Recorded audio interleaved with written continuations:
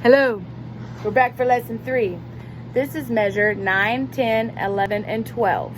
9, 10, 11, and 12 for the 7th grade EDBDA Etude music for district tryouts.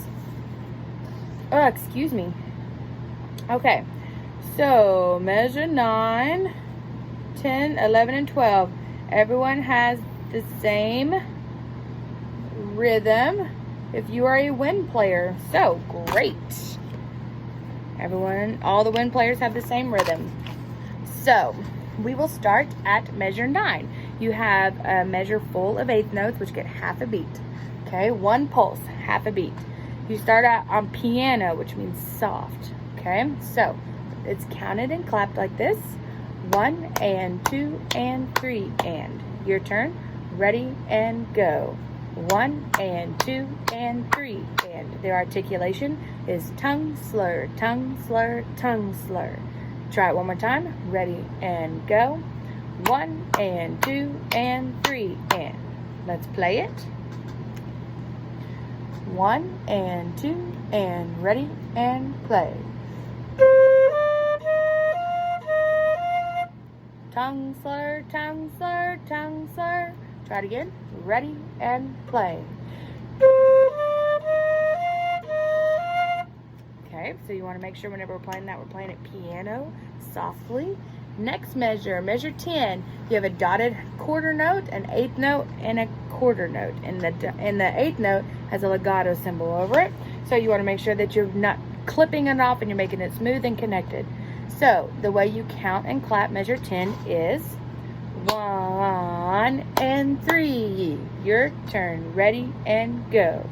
1 and 3. And if you kind of push yourself into it, it kind of helps the legato sound just a little bit more voluptuous. Okay, this is how it sounds.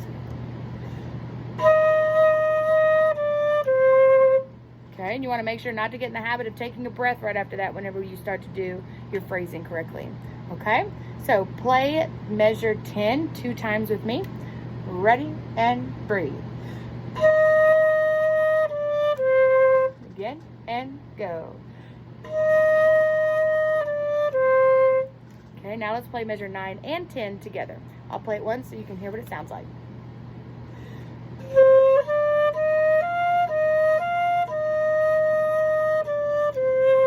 Your turn. We're going to play it 2 times. 1 and 2 and ready and go.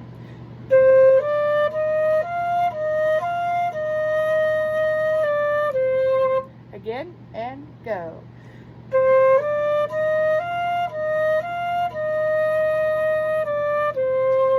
Okay, so make it sound so pretty. And then the next 2 measures, measure 11 and 12. It's the same rhythm, just different notes. So let's count and clap the rhythm for both measure 11 and 12.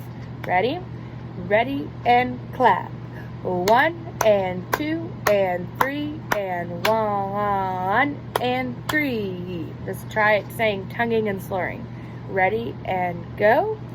Tongue slur, tongue slur, tongue slur, tongue, tongue, tongue. Okay, let's play it.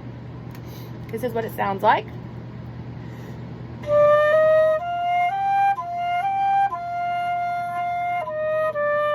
Same kind of thing. You want to make sure that it's smooth and connected. I'm sorry that my chair keeps making noises. Maybe I need some WD-40 on it.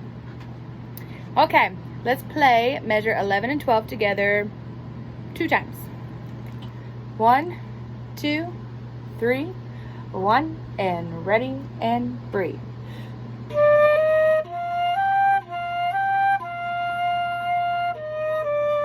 Again, and ready and play.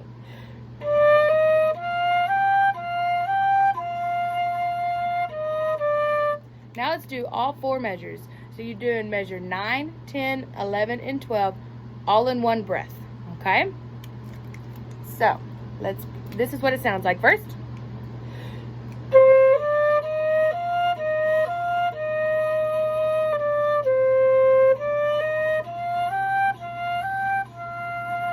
Oh, I forgot something. Hold on.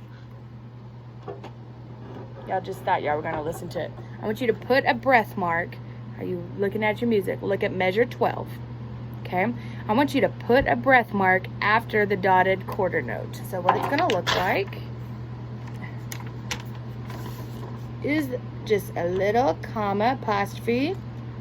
Okay, so we got B-da, B-da, B-da, 1 and 3, 1 and 2 and 3 and 1 and 3. That way we don't have to breathe right here, and we can make this sound more mature. Okay, so I'm gonna give you the 2 different options that you can do, and I'm gonna let you kind of use your musical stylings to pick out which one you want. I am a fan of holding that over whenever I'm listening to it and a kid holds it over and shows just a little bit of thought into the piece. I'm like, yeah, I like that one. Because I know I haven't explained very much what district tryouts are. Maybe I'll put that in my next video. But we don't see the kids, so we don't know who is auditioning or who's playing. There's something in front of you, like a big, it's usually a styrofoam wall, and the judges are on the other side. So you come in and we don't know your name, we don't know what school you're from, we don't know any of that. So whenever you play something that's just a little bit different in a good way, right? You don't want to make a bad impression, but whenever you add some phrasing and some structure to your piece, then it makes you stand out in a good way. So here's the first way you can do it, which is breathing every 4 measures.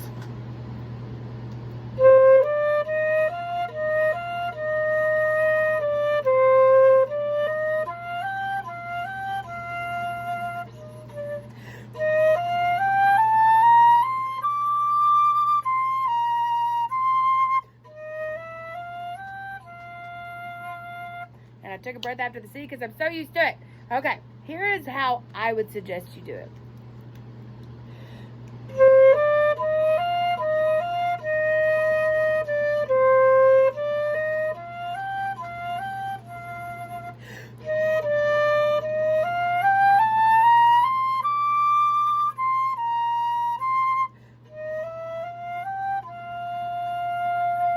Right? It doesn't break up right before those 8th notes, and it just makes it sound a whole lot more thought about, right? Okay, so for this lesson, just know that you can do 4-measure phrasing.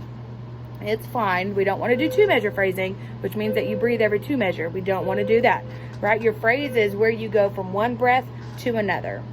So, excuse me, I'm yawning again. I'm going to teach it the way that I teach it to my flute players, and I'm going to put 2 breaths in there, and it's not going to be at the bar lines where the measures come together. Okay, so let's play measure 9, 10, 11, and 12 with putting a breath after that dotted quarter note in measure 12. Put a breath after the dotted quarter note in measure 12. Ready? Now, until we get to our 4th lesson, it's not going to make much sense because you're going to stop there and you're like, why am I taking a breath right before I stop? But in the grand scheme of things, it's going to make sense. Okay, so measure 9 through 12 with our added breath, and let's play that 2 times. 1 and 2 and 3 and 1 and ready and breathe.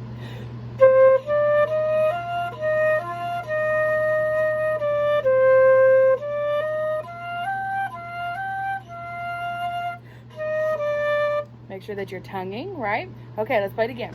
1 and ready and breathe.